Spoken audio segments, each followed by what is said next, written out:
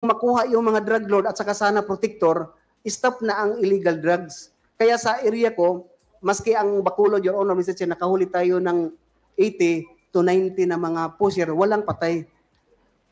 Mr. Chair, kanina sinasabi niya 2 beses na tokhang. Ano po ba ang tokhang para maintindihan natin? Kasi parang standard po ang sa inyo, kami po, hindi namin alam ano po ba ang tokhang. Sorry, Your Honor. Can you shorten your reply to the query of the members, Colonel Espinido? Yes, Please sir, proceed. Mr. Chair. Tokhang, that means knock and play. Parang inak mo yung inak mo yung bahay tapos ito din sa quota po, Mr. Chair. So yung quota na sinabi niyo sa affidavit niyo na may 50 to 100 per day. Sinabi niyo din po dito na pupunta kayo kasi yung alam niyo sa paragraph 30, we had to knock on the doors of 50 to 100 households suspected of drug use or pushing. Ito ang operation na tinatawag niyong tokhang sa loob. Yes, Your Honor. So kakatok kayo, tapos ano po yung proseso nito, Mr. Chair? Your Honors, sabihan sila na nasa list kayo, so magpunta kayo sa police station para ma-clear yung pangalan mo, instructionan ka na going to rehabilitate. Yun ang instruction sa... So, kayo po ang pupunta sa bahay, kakatok, ano to, in the guise of voluntary surrender or kukunin, pupunta sa estasyon? Voluntary surrender, Your Honors. Tapos, hindi dadaan to ng korte, Mr. Chair? Diretsong rehab? Hindi, Your Honors. Tama po ba ang proseso na to? Ako kasi, abogado ako, alam ko dapat may due process dito pag may mga nahuhuling ganito. Sa akin, Your Honors, kasi alam nyo naman yung mga junior officer, they are all obedient sa instruction pamtaas.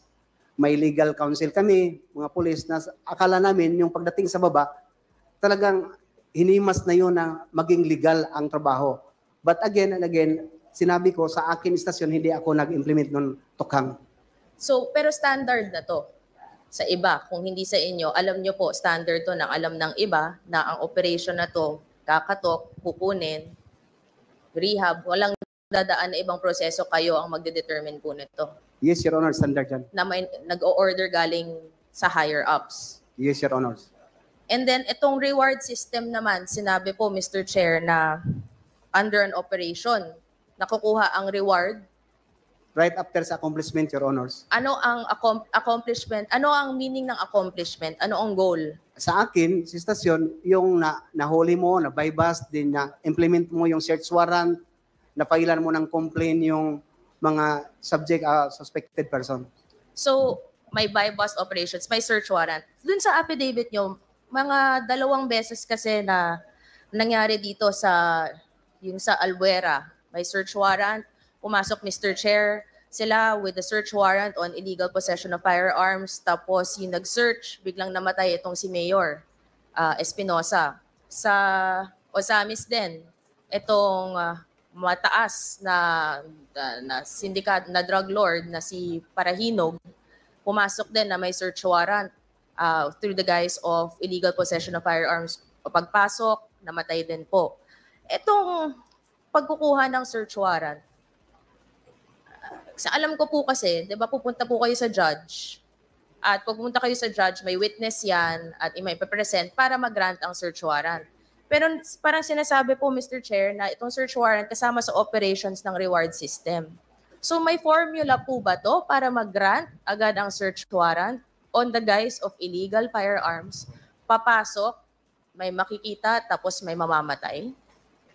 Hindi naman, Your Honor, Mr. Chair. Ang kaugalian, for my experience, pag makita ng judge naman na may probable yung witnesses, deponent, na talagang nandyan may illegal items sa area, sa kung saan naka-indicate yung search warrant, yung affidavit ng deponent at saka applicant na team leader, mag-release ng issue ng search warrant or warrant of arrest ang judge.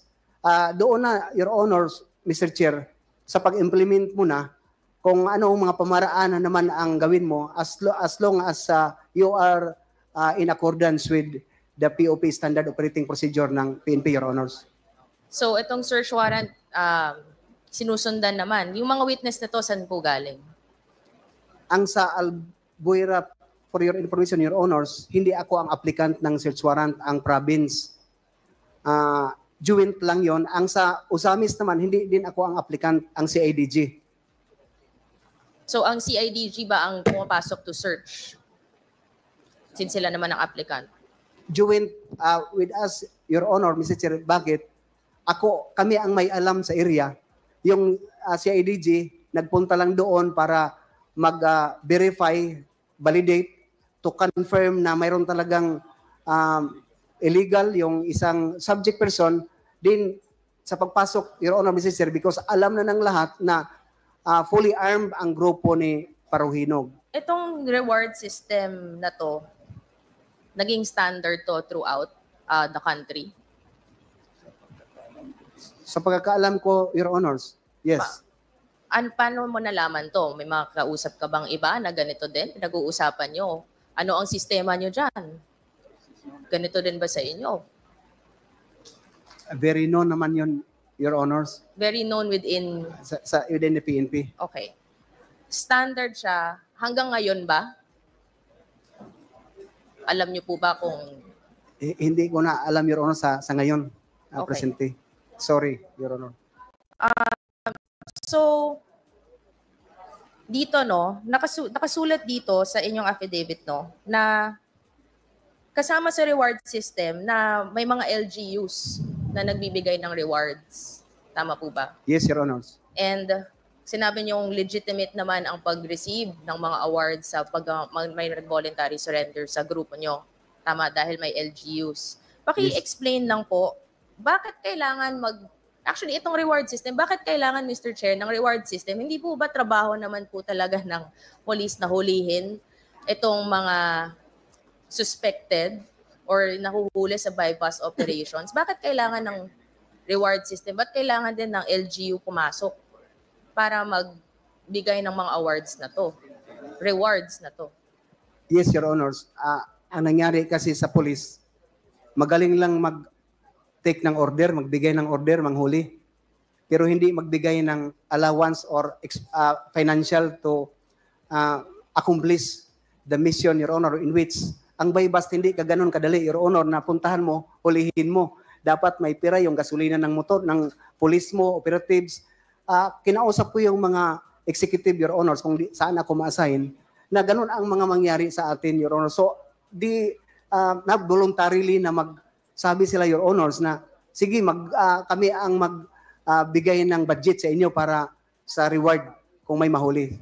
Itong reward, kasama, so kung ma-hit mo yung quota mo, may reward ka. Kung meron kang ma-eliminate, may reward ka. Iba-iba ang levels nito pag makuha mo ang pag may ma-accomplish ka, iba-iba ang reward. Sa akin, Your Honors,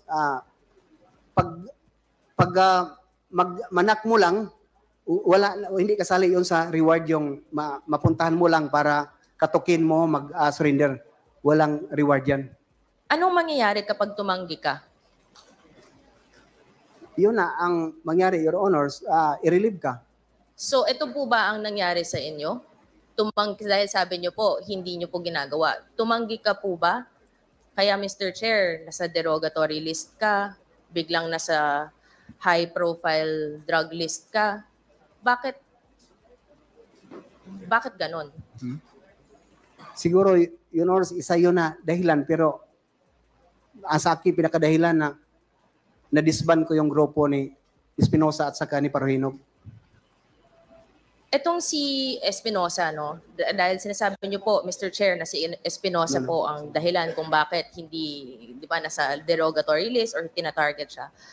Sa affidavit niyo earlier, sinabi niyo na sinabi ni Senator Bato de la Rosa, no, na ikaw ang inassign niya, tinawagan ka po niya para i-disband itong grupo ni Kerwin Espinosa. And then later on sa affidavit niyo naman, sinabi niyo naman na meron kayong mga binild up na kaso against Kerwin Espinosa that later on na dismiss. Yes, Your Honor. So, pwede pa kayo-explain na bakit sa una, ito ang orders na binigay sa inyo ng hepe nyo, no? Tapos biglang siya naman din po ang nag-dismiss. Anong nangyari sa gitna? Bakit biglang may protection na tong si Kerwin Espinosa? Yun ang pinagtaka ko una, Your Honors, na kompleto na, na-disband na yung papa niya, star witness ko na, nakakustody niya sa akin yung mga witnesses, if I am not mistaken, Your Honor, I remember, na mga 8, 10 na mga witnesses, na mga right hand talaga ni Kerwin, na nag-execute ng affidavit against sa mga protector. Pero, nakapagtaka naman sa akin, Your Honors, na hindi nila binigay sa akin si Kerwin, pagkatapos just to confirm sana sa mga affidavit nila na totoo yun. And yun ang nangyari na sa akin naman na tiningnan ko na hindi na lang tayo mag-umimik, Your Honors. Alam nyo, yung junior officer, hindi ka ganun ka-brave na sagutin yung CPNP. Bakit? So, kumbaga, Mr. Chair, parang may protection, may sistema din ng protection dito, Mr. Chair. Tama po ba, Colonel? Yes, Your Honors. So, may sistema ng reward, may sistema ng quota, may sistema din ng protection dito, Mr. Chair. Sa inyong affidavit, Colonel, nakasulat dito na may funding dito sa pagbibigay ng reward, dito sa sistema ng reward system. Isa sa mga sinabi nyo earlier, sabi nyo galing may LGU na nagbibigay ng reward. May isa po dito nakasulat na sa affidavit nyo sa STL or Small Town Lottery. Paano po nangyayari yon na ang STL ang nagpopondo sa pagbibigay ng reward system na ating na-establish earlier? Nakilala ko, Your Honors, si Mayor David Navarro, Mayor of Clarin, Misamis Occidental. Nung nangyari, Your Honor, na si Mayor Navarro is include in watch list, sa drug watch list ni PRRD. Tumawag sa akin personally si Chief PNP Bato de la Rosa at saka si Senator Bongo mismo na nag-declared kay Mayor Navarro. Ang sabi nila, wag mo nang galawin si Mayor Navarro kasi cleared yan. Wala na yun. Ang sagot ko naman, Your Honors. Sorry, Mr. Chair, iklaro lang natin para malinaw. Itong Mayor Navarro nasa drug list, nasa watch list, Yes, na Your drug Honor. lord siya. Yes, Your Honor. And pinigilan po kayo? Habulin? Sinabihan na ako, hindi ko alam bakit sinali ako na hindi ko man area ang Clarin. Sinabihan po kayo na wag niyong galawin. Yes, Your Honors. Itong Mayor Navarro na to na nasa watch list, kasama po ba siya sa mga nag-handle ng mga STL sa area niya? Yes, Your Honors. Kasama yun sa reward system. So, ibig sabihin siya nagpopondo sa reward system kahit na nasa drug list siya, nasa watch list siya. Probably, Your Honors. And may direct order kayong natanggap galing sa dalawang very known personalities. Mr. Chair, remind lang natin, naka-oath po si Colonel. Mabigat po ang mga lumalabas na pangalan dito. So, I would like to remind our resource person na talagang sana totoo po. Ito, lahat ang sinasabi niya dahil under oath po kayo. Yes, Your Sila Honors. mismo ang nagsabi, wag galawin kahit na alam nyo po nasa drug list, nasa watch list. Yes, Your Honors. Dahil po kasama siya sa STL na pumopondo kasama sa reward system. Yes, Your Honors. Pakiulit lang po, sino ang nagsabi sa inyo na wag galawin itong na pumopondo na drug lord sa STL, sa reward system? Sino pong nag-order sa inyo na wag galawin po? Your Honor, Mr. Chair, can I answer that in a executive session, Your Honors? Sige. Meron din po dito sa affidavit nyo na may pumupunto doon kasama dito maliban sa LGU sa STL ang POGO. Paano nyo po alam na pati ang POGO, ang funding po nito, ang source po nito ay ang pumupondo rin sa reward system? Your Honor, Mr. Chair, nalaman ko na lang nung ininstruksyonan si Mayor Navarro na magpunta kay Espinido para masitol ang problema.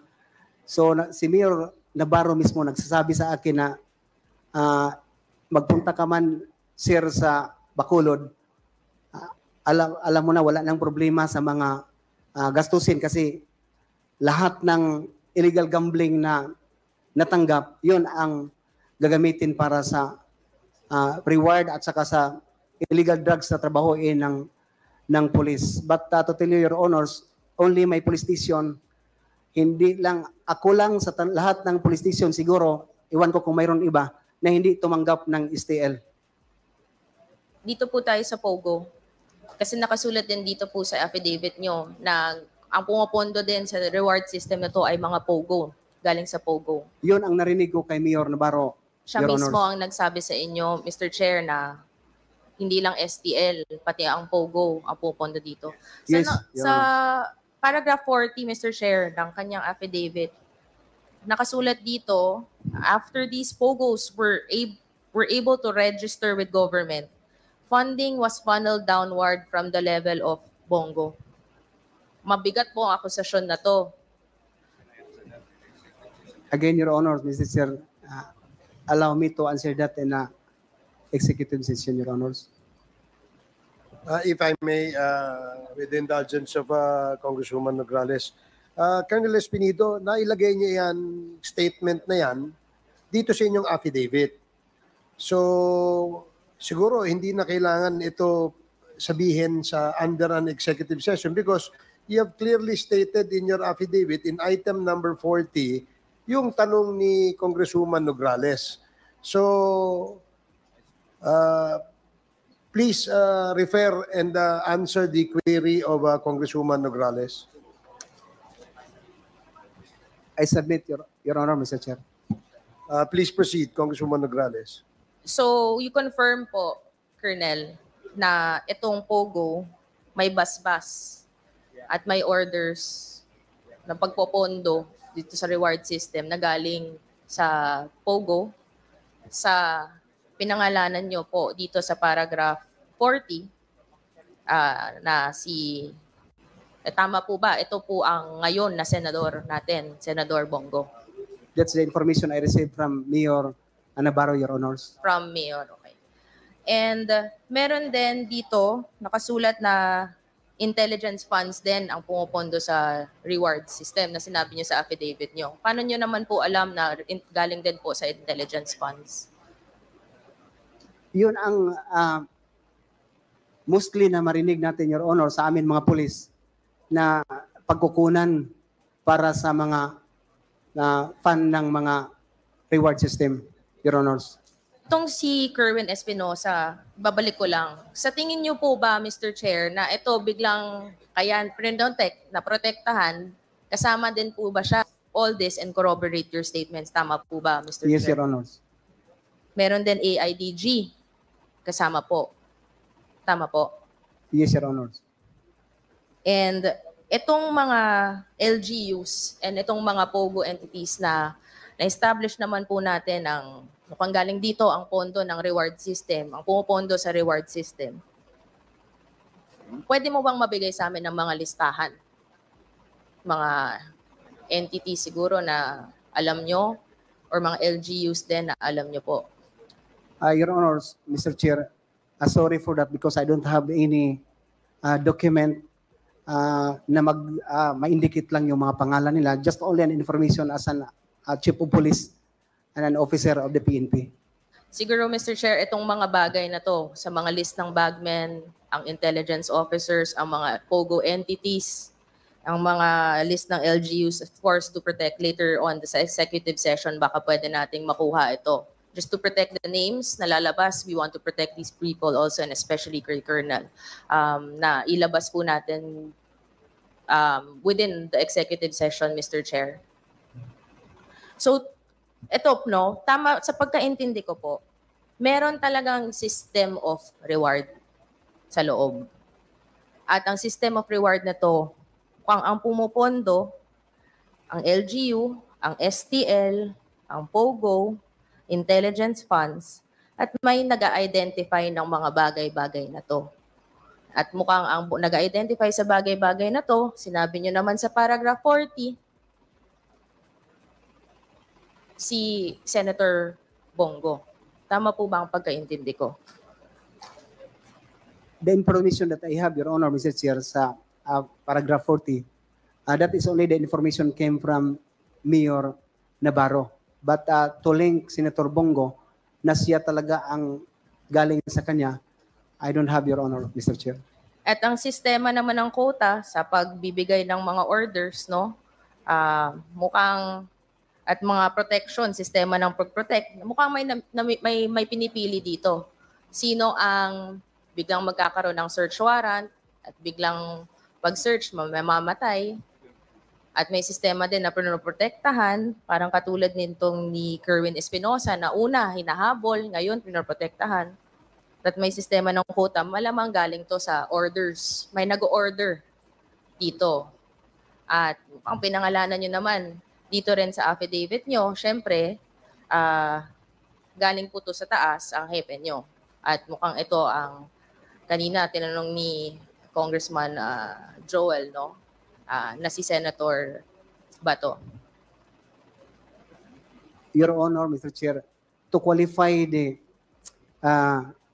category sa target, hindi ako makapagsabi, Your Honor, here in this Quad Committee na may pinili lang, no, kung ano-ano, as long as yun lang ang nakikita ko at saka nalaman ko na ganun ang mga pangyayari sa loob ng tukhang. Pero itong lahat, Mr. Chair, confirm lang natin, hindi naman to mangyayari kung walang utos sa mga mas mataas. Yes, Your Honor. At ito ang napangalanan naman natin. At nakasulat po dito sa affidavit nyo. Again, under oath po, Mr. Chair, mabigat po ang mga allegations at mabigat po ang mga personalities. Pero you confirm na itong dalawang personalities na nakasulat sa affidavit nyo ay kasama dito sa buong sistema na ating na-establish po ngayon. That is only I've heard na information from Mayor Navarro, Your Honors. Yun lang po, Mr. Chair. Maraming salamat. Thank you, Congresswoman Nograles. The next to interpellate is Congressman Bongalon. You're recognized. Thank you, Mr. Chair. Good afternoon sa ating lahat. May I proceed, Mr. Chair? Let's proceed. Thank you. Good afternoon, Colonel Joby Espinido. Good afternoon, sir. Your Honors. May I ask if you have a copy of your affidavit in your possession? Yes, Your Honor. May I direct your attention on page 6 of your affidavit, particularly on paragraph 30? Page 6. On paragraph 30, which I quote, I confirm that there was a quota and reward system in the implementation of the war on drugs during the previous administration. Do you confirm that statement, Colonel Espinido? Yes, Your Honors. Now my question is, and I just like to continue the flow of questioning of the Honorable Nograles. Can you please tell us, this Honorable Committee, how is the reward system being implemented during your time? Number one, Your Honors, ang kuta, kung makahuli ka